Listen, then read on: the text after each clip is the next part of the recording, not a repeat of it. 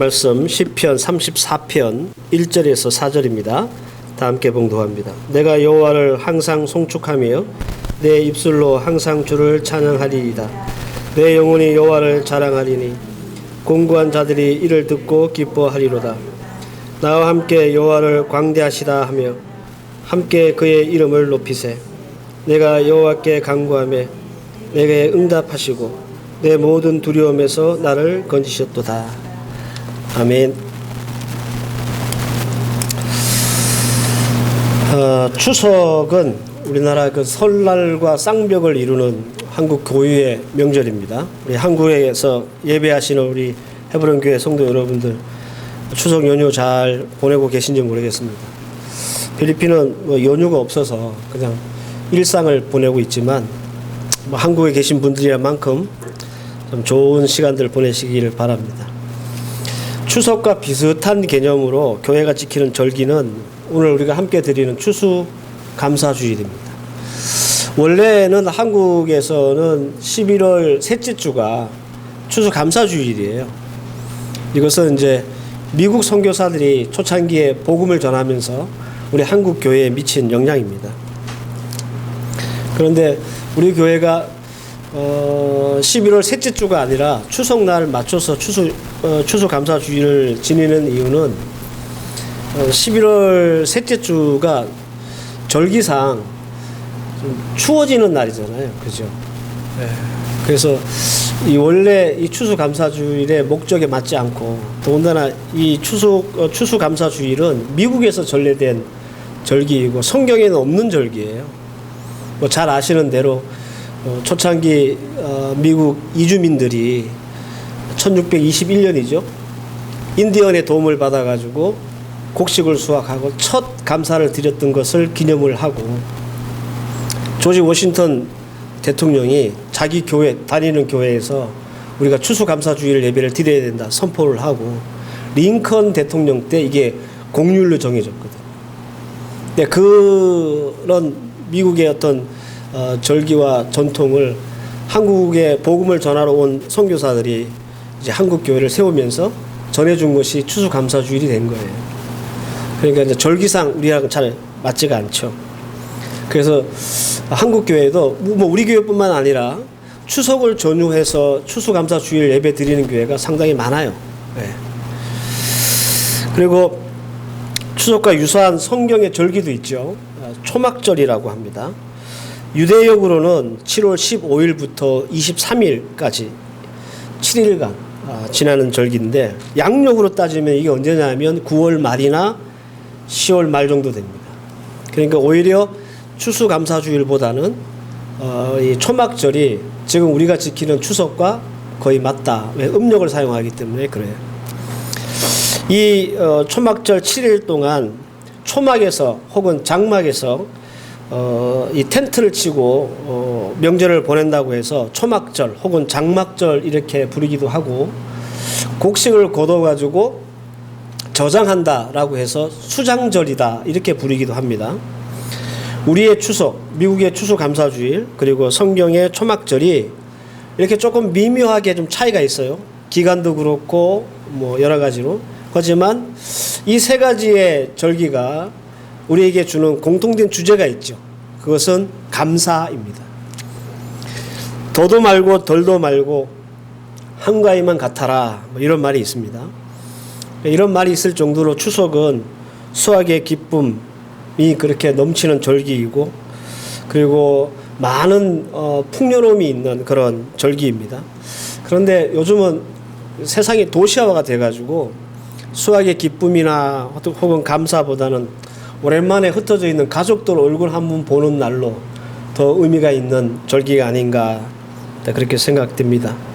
그러나 추석이든 추수감사주일이든 초막절이든 간에 이 명절들의 중요한 주제는 감사이기 때문에 저도 오랜만에 아주 절기 설교 잘 안 하는 편인데 절기 설교를 준비하면서 감사가 있는 성도의 삶에 대한 교훈을 함께 얻으려고 합니다. 제가 이 절기 설교를 준비하면서 조금 놀란 사실은 성경의 절기에 대한 말씀이 상당히 많다는 거예요. 기본적으로 이스라엘 백성들이 지켰던 세 가지 절기가 있거든. 이걸 3대 절기라고 그러는데, 맥주절, 칠칠절, 이 오순절이라고 하고, 그 다음에 초막절. 이게 골자가 되는 큰 이 절기예요. 이거 말고도 뭐 여러 가지 절기가 또 있거든요. 근데 분량이 상당히 많아요. 어느 정도로 많으냐면 천지 창조의 기록보다 많아요. 그만큼 중요하다는 거겠죠. 성경에 기록이 많이 되어 있다는 말은 그만큼 이 절기를 지키는 것이 중요하다라는 뜻이겠죠. 이스라엘 백성들이 1년에 몇 번씩 절기를 지켰습니다. 이 절기는 하나님이 직접 제정하셨고 제도를 만들어서 자손 대대로 지켜야 될 율법으로 주셨어요.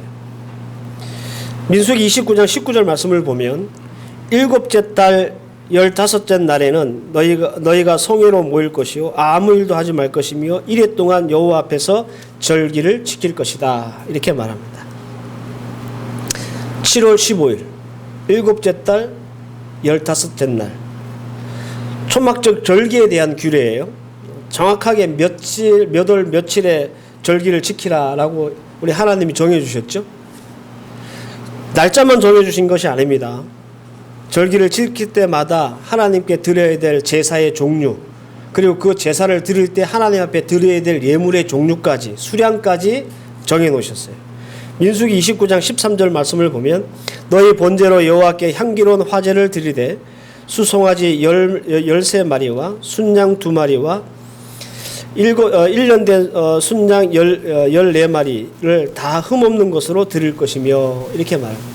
그리고 이 민수기 29장 19절 이하의 말씀은 초막절에 드려야 될 예물과 제사에 대한 말씀이 계속 나오는데요. 끝까지 읽어보면 엄청난 양의 제사, 예물이 들어가고 그리고 아주 복잡해요. 뭐 이것은 화제로 드리고 이건 소제로 드리고 뭐 아주 복잡하게 되어 있어요. 그래서 제가 도대체 이 제사를 드릴 때 얼마나 예물을 드리나 너무 복잡해서 다른 말씀을 못 드리겠고 수송아지 제일 비싼 거잖아요. 수송아지를 요 기간 동안 얼마나 드렸는지 제가 세어봤어요. 그러니까 총 72마리를 드립니다. 여기에는 순양이나 혹은 염소나 어린 양 이거 다 빼고 곡식 다 빼고 수송아지만 계산을 하니까 초막절 절기 한 번을 드리는데 이 정도의 예물을 하나님 앞에 드려야 했습니다. 그러니까 나머지를 다 추가하면 훨씬 더 많겠죠. 성경에서 절기에 관련된 말씀을 이렇게 읽어보면요. 그래서 이 절기를 지키는 일이 뭔가 이렇게 하나님이 우리에게 주신 것을 자발적으로 감사하고 그리고 또 기뻐하면서 이렇게 지키는 절기이다. 이런 생각보다는 왠지 하나님 앞에서 하나님이 강요되고 그리고 뭔가 이렇게 제도의 틀에 박혀있는 그런 인상을 받게 돼요. 원래 절기라고 하는 것은 감사라고 하는 것은 마음에서 우러나야 되잖아요. 그죠? 네. 그런데 하나님은 이 절기를 지키는 날짜, 절기를 지킬 때 드려야 될 제사, 그리고 그 제사를 드릴 때 드려야 될 예물의 수, 이거 다 정해주셨어요. 요즘 말로 이 말씀을 해석하면 어떤 말이 되냐면, 야, 맥주절에는 헌금 얼마 내고, 추수감사절에는 헌금 얼마 내라, 이런 말이잖아요. 그러니까 우리가 속으로 이 말씀을 우리가 읽어보면, 이게 정말 자발적인 감사의 절기인지, 아니면 하나님께서 그냥 강요하시는 절기인지 헷갈린다. 그런 말입니다. 하나님은 왜 절기에 관한 말씀을 천지 창조의 기록보다 더 많이 성경에 기록해 두셨을까? 그리고 시시콜콜하게 날짜를 정하시고 제사의 종류를 정하고 제물의 수량을 정하셔서 이것을 자손 대대로 지킬 율법으로 주셨을까? 법을 만들었다는 것은 뒤집어서 생각해 보면 이렇게 법으로 만들어 놓지 않으면 어떻게 한다고요? 안 지키기 때문에 그렇다는 거겠죠. 그죠? 잘 지키면 법으로 만들 필요가 없잖아요. 그러니까 이 성경에서 말하는 절기의 내용들을 우리가 읽어보면 이건 자발적인 어떤 감사를 요구하는 것이 아니라 마치 하나님이 성도들에게 이스라엘 백성들의 삥을 뜯듯이 너 이거 가져와야 돼? 이렇게 말하는 그 뉘앙스가 강한데 그 이유는 뭐냐 하면 그렇게 안 하면 우리 인생들은 본성이 다 자기 잘나고 자기가 잘해서 얻은 건 줄 알기 때문에 그렇다는 거예요. 그래서 하나님이 법으로 만들어 놓으시고 마치 억지로라도 내가 너희들한테 감사는 받아야 되겠다 라고 하는 그런 하나님의 결기마저 느껴지는, 그래서 이 절기에 관한 말씀들을 읽어보면 제가 금방 여러분들에게 설명해 드린 그런 뉘앙스가 굉장히 많아요. 이런 말씀이 있습니다. 시편 78편 46절 말씀에 그들이 토산물을 황충에게 주셨고 그들의 수고한 것들을 메뚜기에게 주셨으며, 이런 말씀이 있습니다. 황충과 메뚜기는 하나님이 주시는 재앙의 상징이기도 하거든요. 근데 이 말이 무슨 뜻이냐 하면 우리가 1년 동안 열심히 수고하고 땀 흘려서 농사를 짓거나 아니면 여러분들 이 생업을 이루었는데 난데없이 황충이 혹은 메뚜기가 우리가 이루어놓은 거 다 갉아 먹어버리면 우리가 했던 수고가 헛수고가 되고 물거품이 되잖아요. 그죠? 그래서 우리의 수고의 열매로 얻게 하시는 분은 누구시라는 거예요? 황충과 메뚜기를 막아주신 하나님이 있었기 때문에 너희들이 뭐라도 얻고 수확할 수 있었다는 거라는 거죠. 그래서 감사할 수밖에 없다라는 거예요. 학개서 1장 6절 말씀에 너희가 많이 뿌릴지라도 수확이 적으며 먹을지라도 배부르지 못하며 마실지라도 흡족하지 못하며 입어도 따뜻하지 못하며 일꾼이 싹을 받아도 그것을 구멍 뚫린 전대에 넣음이 되었니라. 구멍난 전대, 밑 빠진 항아리. 무슨 뜻인지 아시죠? 우리가 돈을 열심히 막 밤잠 안 자고 벌었는데 돈주머니에 구멍이 나면 밑 빠진 독에 아무리 우리가 물을 퍼부어 본들 그게 차입니까? 그게 뭐예요? 헛수고죠. 열심히 돈은 벌었는데 우리가 미처 생각하지도 못하는 곳에 엉뚱한 일이 뻥뻥 터져가지고 그 모은 돈이 다 날아가 버리면 무슨 소용이냐는 거예요. 그러니 우리의 전대에 구멍이 뚫리지 않도록 막아주시는 분이 누구세요? 하나님이시라. 그래서 우리가 23년 9개월을 살면서 이만큼 벌었다라고 하는 것이 내가 잘해서 혹은 내가 잘나서가 아니라 하나님이 황충과 메뚜기를 막아주시고 우리의 전대에 구멍이 뚫리지 않게 하셨기 때문에 우리에게 수확을 있게 하시고 얻게 하셨다는 거예요. 그래서 하나님이 법을 통해서 이 절기를 통해서 하나님 앞에 강제로라도 감사하게 만들었다라는 겁니다. 저는 2023년 추수감사주의를 드리면서 오늘 본문 시편 말씀으로 간단하지만 이 감사에 있어서 아주 중요한 한 가지 말씀을 여러분들에게 드리면서 추수감사주일 예배를 드리고자 합니다. 결론부터 말씀드리면 우리가 회복해야 될 것이 뭐냐 하면 그것은 감사의 조건이 아니라 감사의 마음이다라는 거예요. 시편 34편은 다윗이 지은 시입니다. 다행스럽게도 이 시는 어떤 배경에서 이 시가 쓰여졌는지 설명이 나와 있어요. 여러분들 성경책을 갖고 오신 분들은 그 성경책 바로 위에 괄호 안에 이렇게 되어 있습니다. 다윗이 아비멜렉 앞에서 미친 채 하다가 쫓겨나서 지은 시, 이렇게 되어 있습니다. 그러니까 이 시편 34편의 배경은 사무엘상 21장 10절에서 15절인 거예요. 사울은 자꾸 인기가 높아지는 다윗을 시기했죠. 근데 이게 좀 도가 지나쳐가지고 다윗을 죽이려고 했습니다. 다윗은 잘못이 없었습니다. 하지만 사울이 죽이려고 하니까 도망은 가야 되겠죠. 그래서 급하게 도망을 가게 돼요. 그런데 막상 도망을 가려니까 갈 데가 없는 거예요. 사울은 죽이려고 쫓아오고, 이게 초창기의 일입니다. 다윗이 한 10년 동안 도망자 생활을 하는데 이 34편의 배경은 초창기의 일이에요. 그래가지고 어디를 도망가느냐 하면 적국이었던 블레셋으로 도망을 가요. 그런데 참 이 운명도 참 모진 게, 해필이면 도망을 갔는데 블레셋 어디로 도망을 가냐면 가드라고 하는 곳에 도망을 가요. 근데 여러분들 그 가드가 어딘지 아세요? 그 가드는 골리앗의 고향입니다. 골리앗을 누가 죽였어요? 다윗이 죽였잖아요. 근데 도망갈 때 이 다윗이 너무 급해가지고 제사장 롭을 찾아갔는데 그 제사장 롭에 있는 제사장을 찾아갔거든요. 그 제사장 아히멜렉이 그에게 뭘 줬냐면 그때 다윗이 쳐 죽였던 골리앗의 칼이 거기 보관되어 있었어요. 그 칼을 다윗에게 줬단 말이에요. 근데 그 칼을 들고 도망을 가는데 해필이면 블레셋 가드로 도망을 간 거예요. 이건 완전히 뭐 빼박이죠, 빼박. 가드 사람들에게 다윗은요 철천지 원수였습니다.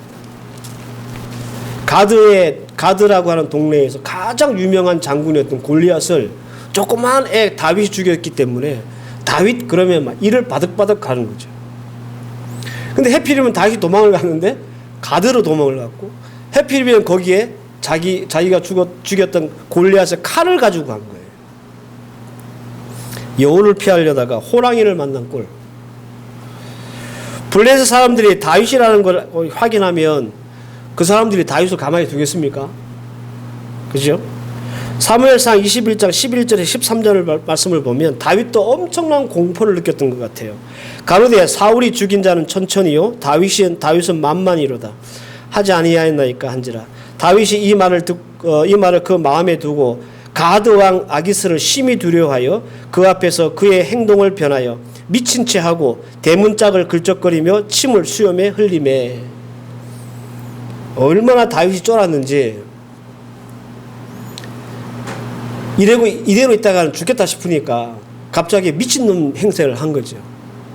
막 우리나라 말로 하면 막 머리에 꼭 감고 막 극적거리고 막 침 질질 흘리고. 블레셋 사람들은 다윗인 줄 알아본 거예요. 사울이 죽인 자는 천천히요 다윗이 죽인 자는 만만이다. 이것은 그때 당시 아주 유행했던 노래였거든요. 블레셋 사람들도 알 만큼 굉장히 유명한 노래였어요. 이 노래 때문에 사실은 다윗이 시기질투를 받은 거고, 블레셋 사람들이 이렇게 의심을 하고 있을 때 멀쩡하게 가만히 있으면 죽겠다 싶으니까 미친 척을 한 거죠. 다행히 이 연기는 잘 먹혔습니다. 그래서 가드왕 이 아기스는 야 우리나라에 미친놈이 저거밖에 없냐? 쫓아버려. 그래서 쫓아버린 거예요. 이 굴욕과 치욕의 시간을 간신히 모면하고 구세일상으로 살아난 후에 다윗은 이 34편의 시를 지은 거예요. 다윗의 심정이 어떻겠습니까? 한때는 잘 나가던 이스라엘 군대 장관으로 이름을 날렸던 다윗이었는데 어쩌다가 이 꼴이 돼가지고 갑자기 그 인생이 꼬꾸라져가지고 자신도 납득이 안 될 거 아니에요. 이 삶 자체가. 그런데 시편 34편을 시작하면서 이렇게 시작합니다. 1절을 보시면 내가 여호와를 항상 송축하며 내 입술로 항상 주를 찬양하리로다. 굴욕적인 죽음의 순간을 넘기고 다윗의 입에서 나온 첫 마디는 내가 하나님께 감사하고 찬송한다라는 겁니다. 생각해 보면 감사히 한 일은 맞아요. 그죠? 어쨌든 살아서 나왔잖아요. 그런데 이걸 조금 더 깊이 생각해 보면 이게 정말 감사한 일일까? 도대체 내가 뭘 잘못했다고 도망자가 되는 것도 이거 억울해 죽겠는데 블레셋까지 도망을 가서 거기서 미친놈 노릇을 해야 그나마 내 이 모진 생명을 구할 수 있는 그런 신세가 되었으니 얼마나 그게 처량하겠어요. 우리 같으면 아유 감사한 둘째치고 이런 상황에 빠졌다는 자체가, 이런 구렁텅이에 빠졌다는 자체가 정말 한스럽고 원망스러웠을 거예요. 블레셋에서 살아난 건 감사한 한 일이지만 이런 상황 자체는 감사할 일이 아니죠. 다윗이 잘못한 게 없거든. 그렇다면 다윗은 어떻게 이런 상황 속에서도 감사할 수 있었을까? 그죠? 그것은 이미 제가 여러분들에게 말씀드렸던 것처럼 다윗은 감사를 조건을 보고 하는 사람이 아니라 항상 그에게는 하나님 앞에 감사할 마음이 있었기 때문에 이게 가능했다. 여러분, 우리가 하나님 앞에 감사할 때가 언제인지 한번 생각해 보십시오. 여러분, 주로 언제 감사합니까? 사업이 잘 될 때입니까? 망할 때입니까? 돈을 좀 잘 벌 때입니까? 아니면 못 벌 때입니까? 일이 잘 풀릴 때예요? 아니면 막 막혀서 안 될 때입니까? 여러분들 어떤 순간에 여러분들은 감사합니까?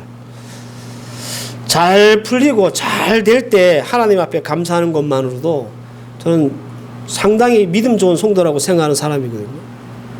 왜냐하면 잘 되고 잘 풀려도 감사하지 못하는 사람들이 의외로 많아요. 왜냐? 내가 잘나고 내가 잘해서 잘 풀리고 잘 된다고 생각하는 사람이 의외로 많기 때문에 그렇습니다. 그런데 뭐 안 되고 안 풀릴 때 감사하는 거, 아예 이건 기대를 하지 말아야 되겠죠. 그죠? 네? 우리는 항상 이렇게 어떤 조건이 발생을 하면 하나님 앞에 감사할 수 있는 사람이지, 이런 조건이 우리에게 없다고 생각하면 하나님 앞에 감사 잘 안 해요. 심지어 우리에게 이런 조건이 주어졌음에도 감사를 잘 안 해요. 어쩌면 하나님이 이 절기를 이렇게 길게 기록해 두신 이유가 이해가 갈 때도 있어요. 원체 감사를 안 하니까.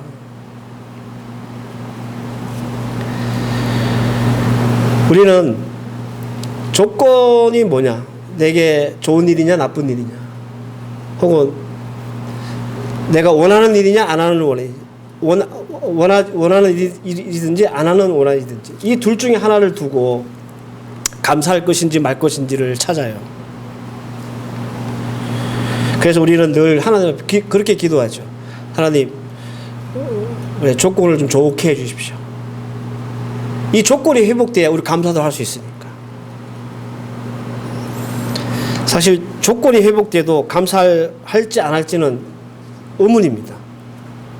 예를 들어서요, 만약에 여러분들이 올해 2023년을 시작하면서 여러분들 생업을, 사업을 일으키면서 목표가 한 100원 버는 것이, 1000원 버는 것이 목표였다고 칩시다. 그런데 2023년 9월까지 여러분들이 한 100원 정도 벌었어요. 원래 목표는 1000원인데. 마이너스입니까? 플러스입니까? 플러스죠. 100원 벌었잖아요. 마이너스 안 된 게 얼마나 다행이에요. 그죠? 이게 분명한 조건이 됩니다. 왜? 100원이라는 조건이 생겼잖아요. 우리가 감사할 수 있는 조건이 생겼잖아요. 마이너스가 아니니까 감사할 수 있잖아요. 그런데 감사가 안 돼요. 왜? 내가 원래 목표했던 건 1000원이었거든. 그런데 100원밖에 못 벌었으니까 이게 감사가 안 된다고. 그러니까 우리가 조건이 충족돼도 감사할 수 없어요. 우리는. 우리의 본성은 그래요. 그래서 우리가 회복되어야 될 것이 감사의 조건이 많아지는 것이 아니라 감사의 마음이 회복되어야 되는 거예요. 다윗은 조건을 보고 감사한 사람이 아니었습니다. 내게 좋은 일이 있을 때, 잘 되는 일이 있을 때, 편안한 일이 있을 때만 감사하는 사람이 아니었다는 거예요. 만약 다윗이 조건으로만 감사하는 사람이었다면 그는 일평생 감사할 일이 한 번도 없는 사람입니다. 여러분들 꼬여도 이렇게 꼰 인생 없습니다. 왕이라고 뭐 좋아 보이죠? 제가 누차 말씀드리잖아요. 이런 인생 없다고. 다윗의 인생은 평탄치 않았습니다. 그 대표적인 예가 오늘 우리가 읽었던 이 본문의 배경이에요. 여러분들 인생이 얼마나 바닥을 치면 미친놈 노릇을 해야 살 수 있습니까? 이건 최악의 바닥 아니에요? 그죠? 여러분들 이런 인생 살아보셨어요? 내가 미친 척을 해야 돈을 벌고 살 수 있는 그런 상황까지 몰려보셨냐? 우리는 그런 경우 해본 적이 없을 거예요. 근데 다윗은 그런 경험을 했습니다. 이런 절박한 삶을 살았어요. 이런 바닥에서도 그럼에도 다윗은 하나님 앞에 감사하고 찬송해요. 이게 쉽습니까?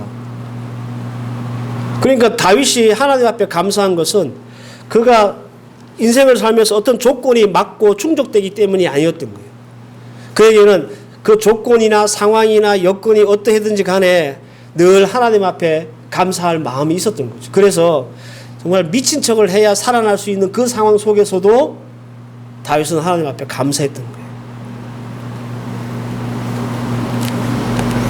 감사의 마음이 없으면 우리가 아무리 우리의 감사의 조건이 충족된다 할지라도 감사 못합니다. 불가능한 일이에요. 그래서 감사의 마음은 우리가 회복해야 할 이 추수감사주일에 다시 한번 우리가 회복해야 하고 또 한번 돌아봐야 될 중요한 말씀의 포인트가 되는 거예요. 이 감사의 마음이 없으면요, 아무리 조건이 충족돼도 우리에게 감사할 수 있는 삶은 기대할 수 없습니다. 2023년 추석과 우리 추수감사주의를 지내면서 여러분들에게서 보셔야 될 것은 2023년 시작해서 9개월 동안에 내게 어떤 감사의 조건과 이유가 있는가, 이게 아니고 나는 하나님 앞에 감사의 마음을 가진 사람인가, 이거 보셔야 돼요.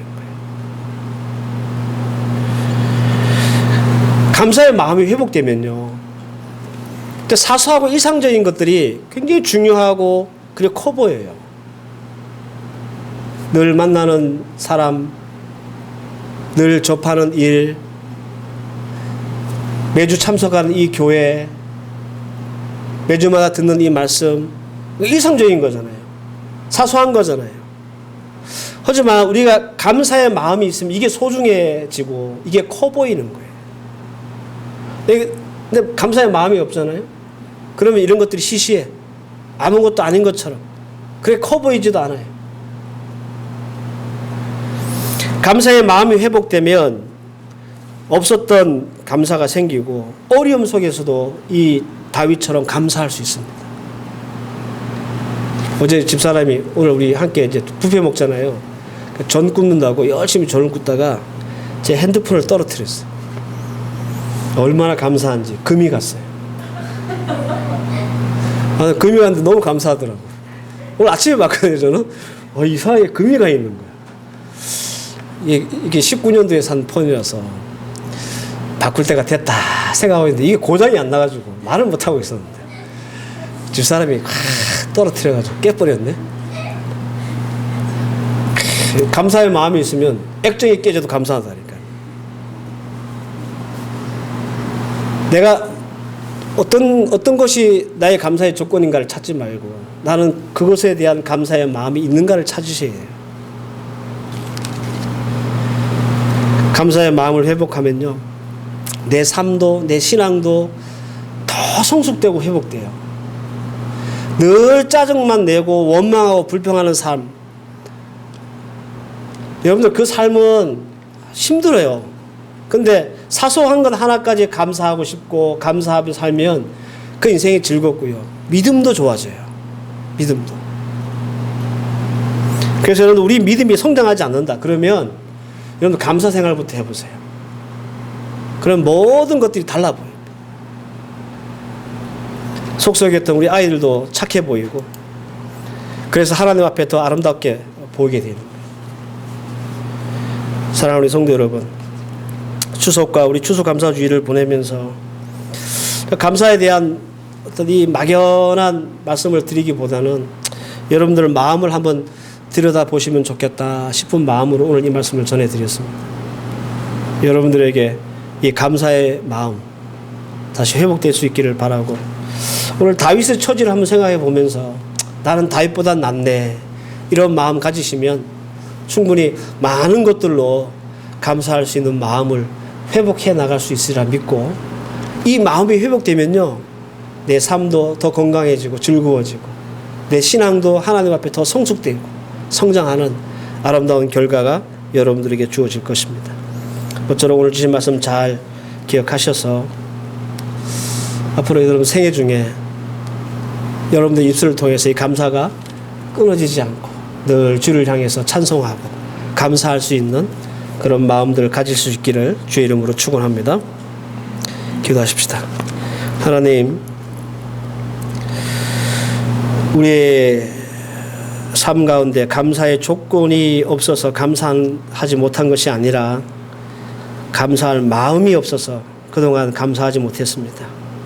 하나님, 그래서 우리에게 회복되어야 될 가장 중요하고 우선적인 것은 조건이 아니라 마음입니다. 이 감사의 마음 회복하면 사소하고 일상적인 것들도 아름답고 귀하고 크게 보이고, 이 감사의 마음을 회복하면 없었던 감사의 제목도 생각나고, 그리고 어려움 속에서도 이 다윗처럼 하나님 앞에 감사할 수 있습니다. 주님, 이 마음 회복되는 이 추수감사주일이 되게 하시고, 이 마음 가지고 2023년 남은 몇 달 잘 살아나갈 수 있는 주의 백성들 되게 하옵소서. 예수님의 이름으로 기도하옵나이다. 아멘.